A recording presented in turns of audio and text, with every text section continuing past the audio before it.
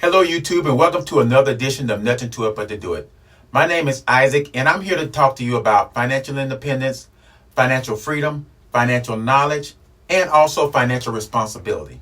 And I hope that my videos make you think about how you can become more successful in your financial path. Today's episode is one of those episodes that I didn't know about. I was kind of hesitant talking about, but I got to because it's part of your financial growth.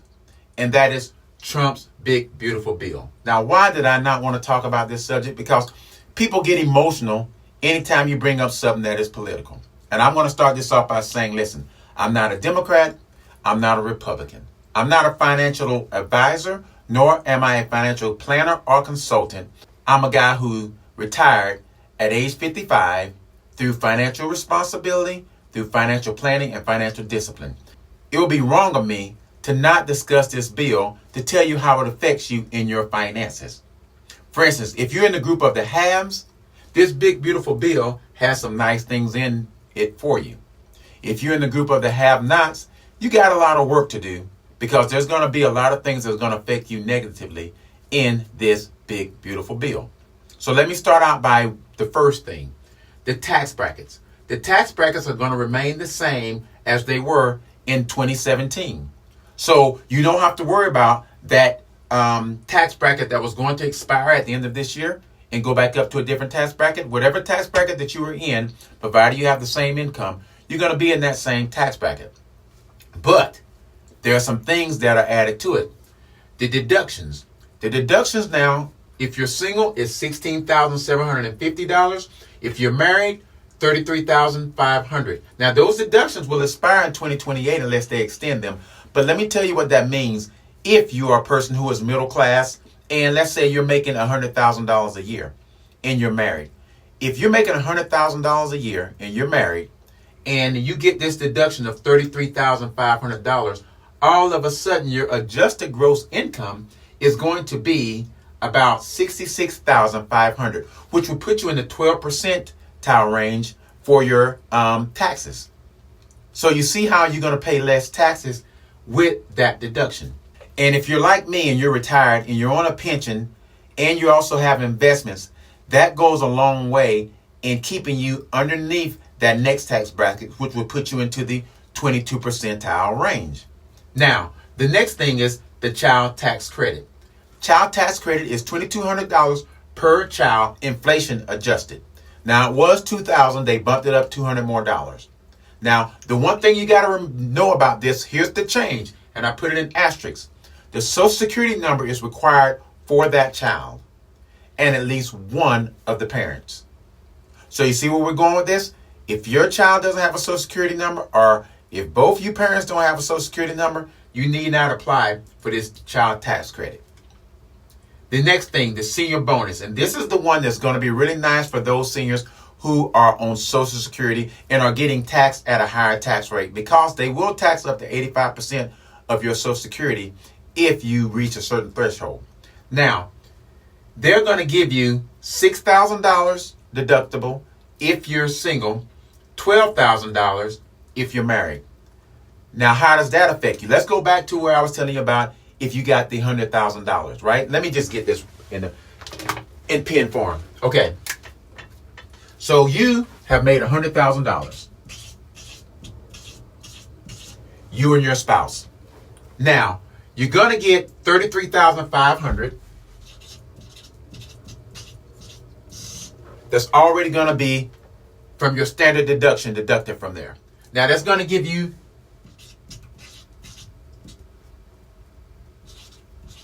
$66,500, right? Now, on top of that, yes, you heard me. On top of that, if you are 65 years old or older and you're married, you're going to get an extra $12,000 deduction.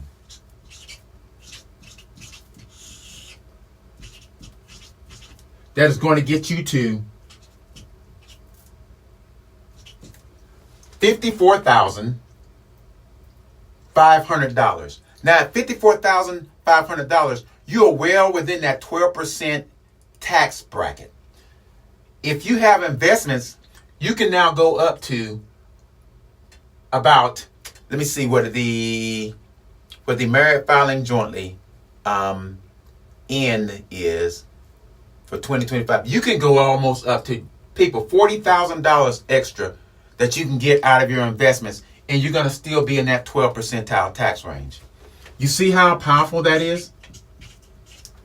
So that's why if you're a senior on Social Security, that benefits you. And if you're at a lower income, you might end up where you're not paying any taxes on your Social Security at all. Now, I know that Trump came in and said zero taxes on Social Security. That did not pass. But this is kind of like a consolation prize for not being able to get zero taxes on your Social Security.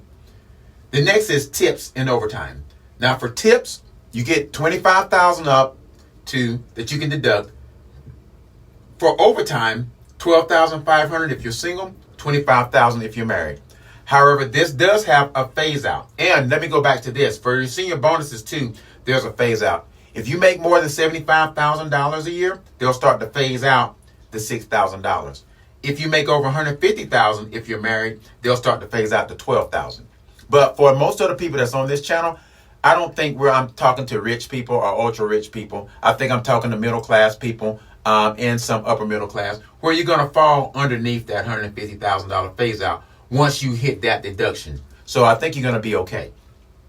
Along with that, going back to the tips and overtime, the phase out is at $150,000 for a single and phase out $300,000 for married. Now, once again, the people that I'm trying to reach, I don't think we're dealing with the problem of you making over $300,000 a year if you're married, or $150,000 if you're single.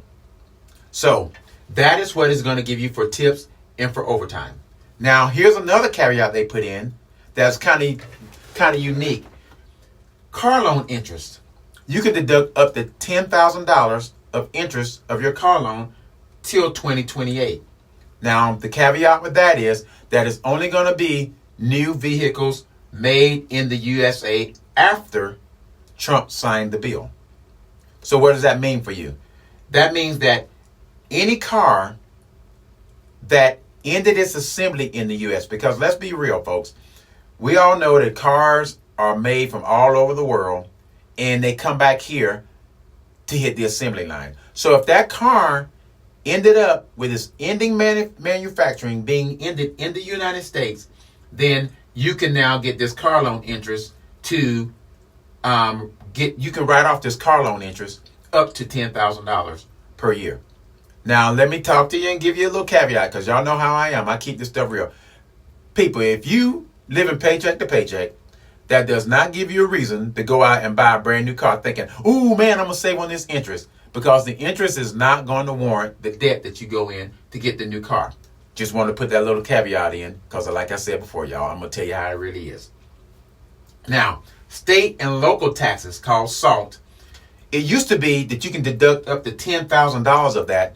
Folks, that moved up to $40,000 that you can now deduct until 2030 if you make less than $500,000.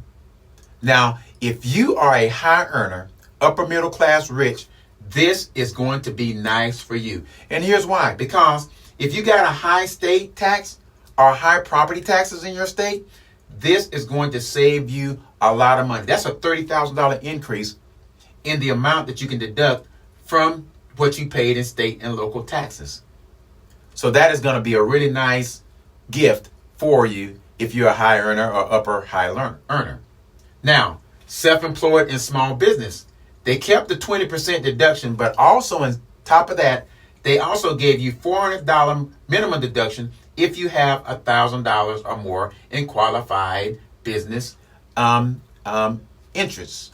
So what that means is if you have a small business and you were worried about the deduction being taken away, no, that deduction is now here for you. And on top of that, if you have a smaller business and you didn't make that, you didn't get up to make a bunch of money, but you got that $1,000 in qualified business interest, then guess what? You can deduct $400. Now, also you have the 529 HSA and ABLE that also you get more to deduct. Now, I'm not going to get into a whole bunch of these on these plans because a lot of people don't understand those plans anyway. I'll just basically say that 529 is what you put away for education. The HSA is a health savings account, which I would implore you to get if you have the money to afford your own health savings account. And the ABLE account. You can deduct more from those, and I'll let you look those up, like I said, online, so you can understand more of what those will do for you.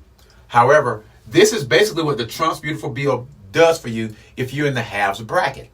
And if you're in the have-not bracket, it does help you, but it doesn't help you as much as you do if you're, like I said, in that upper income level that addresses anybody making in that 100,000 to, I would say, 150, even up to $300,000 range.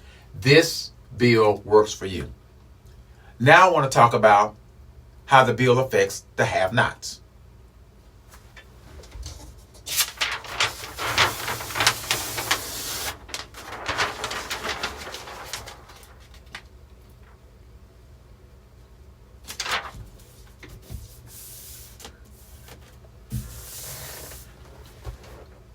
Okay, so now we're going to talk about how this big, beautiful bill affects you if you're in the category of what we call poor. And that is a family of four making less than $40,000 a year. And yeah, I know a lot of y'all saying, wait a minute, that's much. Yeah, there's a lot of people out there making that.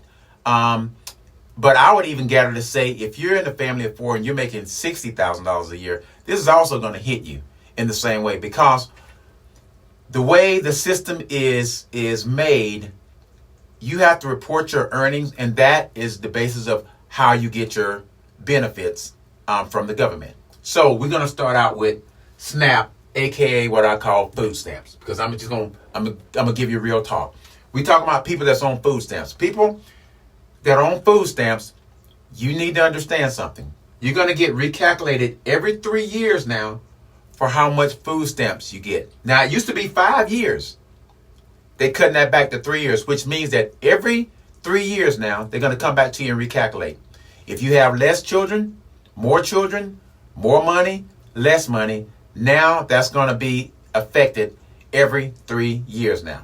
And time passes fast, people, so you need to be holding yourself accountable to understand what is going to be coming up with you for every 3 years. The next thing you're going to have is inflation-adjusted food costs and updated nutrition. Now, the inflation-adjusted food costs makes pretty good sense. That's good for you. But this updated nutrition, I think what's going to happen with that is a lot of people going in, getting these hamburgers and hot dogs and all this stuff that they're getting off that EBT card, going to these fast food restaurants. I think that's where they're going to stop. And I think they're going to stop you guys from coming in and getting food that they don't deem is nutritious for your family. So a lot of things that EBT card can get now, I don't think you're going to be able to get once this bill is enacted and then the law and starts to go out through the process. Here is where you got to understand too, your mandatory work.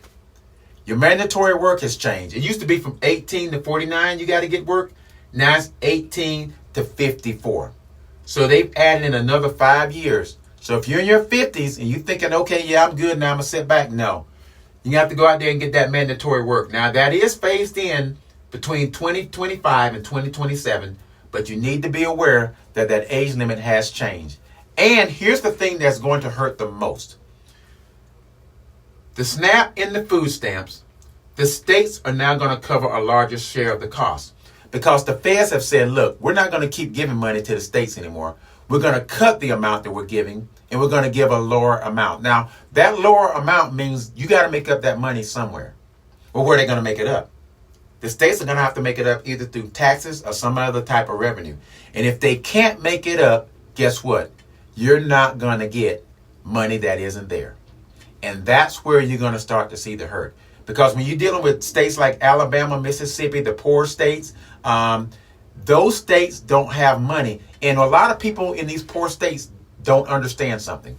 When you're getting money from the feds, in some of these poor states, red states and blue states that are poor states, The richer states are paying for you.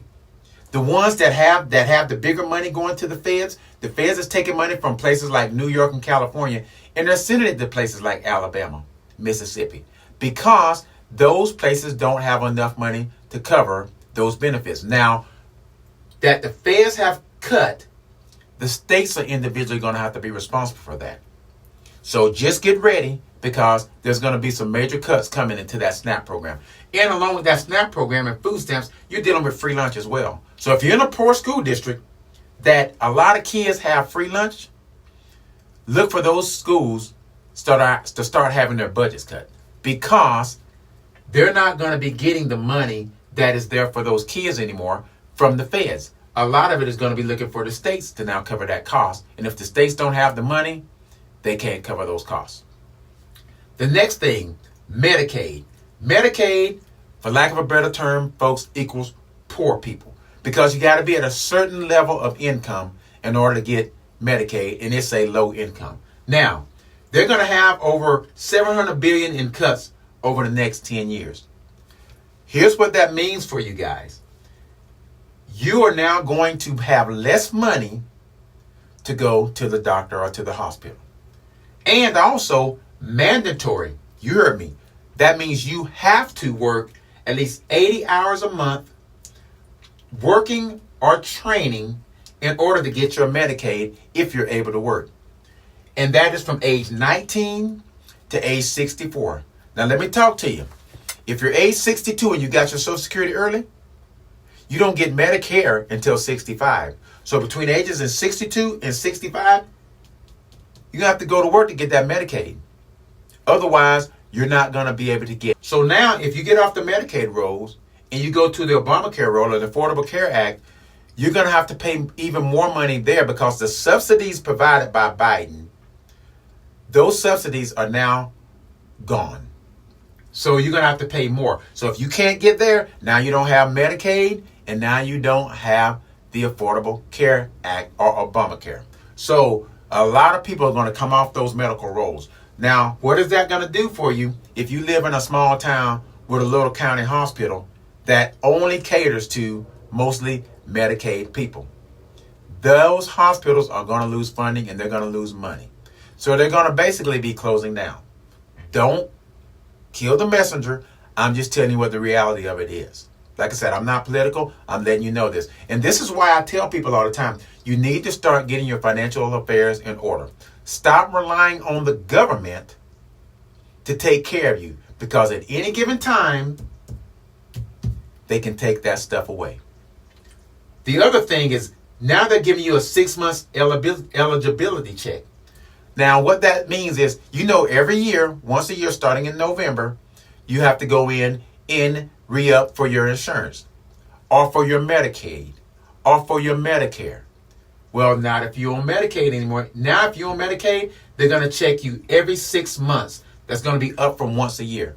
So twice a year, they're going to check and see if you're eligible. And if you're not eligible, they're cutting you off the rolls. Now, what does that mean for a lot of people? Let me break it down to you. Because a lot of people who are on Medicaid are on food stamps and SNAPs. They are not, quote unquote, financially educated people. They don't understand what happens until it happens. If you don't get on top of this, you're going to lose your Medicaid benefit and your SNAP benefit. Why? Because you're going to have more paperwork in order to get this Medicaid. They're going to hold you to more accountability than in the past. So if you are age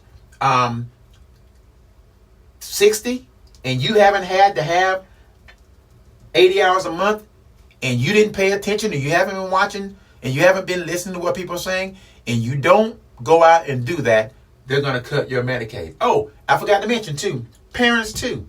If you're Medicaid and your children are on Medicaid, and you're a parent that can work and you're not working, they're going to knock you off that Medicaid roll. So you need to understand this. You need to make sure that you got your mandatory 80 hours a month, and you need to make sure that your eligibility is up to par. Because if it is not, they're going to cut you off. They don't care that nobody told you about this. They don't care that you didn't know how to fill out the paperwork. They don't care that, hey, you had a lot of things going on and you were sick at the time and now you're well and now you'll get to it. No, people. You need to take care of these things right now. And more so, you need to start thinking of a way to get yourself out of the poverty area. Like I said, I've said before, I know it's hard, but it can be done. I used to be in poverty. It can be done, but it's going to take work. And with this Trump big, beautiful bill, that's more incentive than anything to start working on it.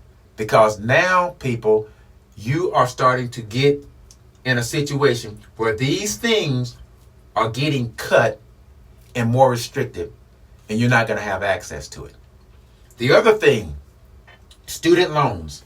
Student loans are now capped at $100,000 for graduates, and for professionals, $200,000. That is like lawyers, doctors, things like that.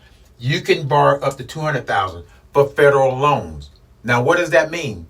You ain't going to be able to go to college now forever and ever and ever and keep getting these student loans, and then be on YouTube talking about, I got $500,000 in loans. How am I going to pay for that?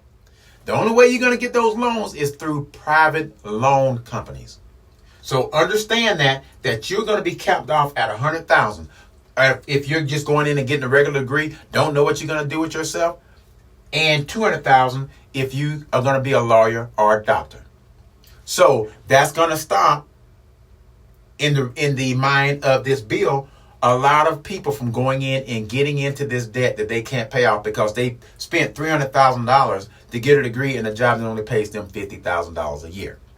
So that is the reason behind that. Now, here's the thing, and again, no student loan payment deferment. Now, any of y'all who've had student loans, you know what that deferment is. If you get sick or for whatever reason you can't get a job, you can't work, they defer your loan payments. They're not doing that anymore. That's not happening. The only way you're going to do that is if you get what they call standard forbearance. Now, you can go through that way. But other than that, they're cracking down on these student loans. People going in and getting all that money and then saying they can't pay it. They're capping it. So that is, in a nutshell, the things of Trump's big, beautiful bill that I think mostly hits you. Now, that bill is big. There's a lot more things in it. But for the people who are trying to get their finances in order, for people who are struggling to make it, for people who are now making it and was wondering, well, I'm upper middle class, how's that bill going to affect me? This is how that bill is going to affect you. I hope you guys took the information I gave you. And if you don't understand, there's a lot more YouTube videos that go into deeper specific things about what each one of these things in this bill do. But I wanted to kind of give you an overall view so you'll know. And basically it boils down to this. If you're in the haves group, you're going to be okay. If you're in the have-not group, you got a lot of work to do. And once again, like I always say, folks, if you like or don't like the Trump big, beautiful bill, and you need to make some changes, there ain't nothing to it but to do it.